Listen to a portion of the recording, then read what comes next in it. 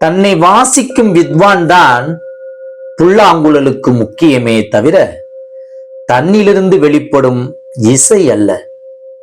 நீ அணியும் ஆடையில் கவனம் செலுத்தாதே, அதை நெய்பவரை கவனி.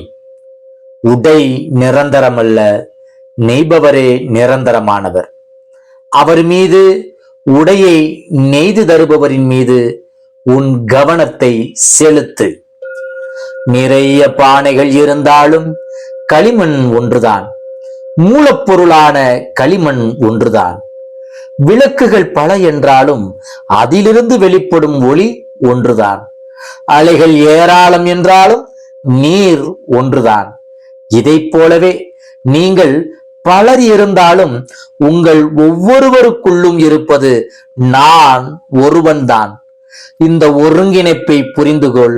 இதுதான் ஒன்று கலந்த வாழ்வு. அதாவது எல்லாமே நான் தான், எனக்குள் தான் சகலமும். ஜெய் குரு சாய். நற்பவி சாய்ராமா. ஜெய் குரு தேவதத்தா.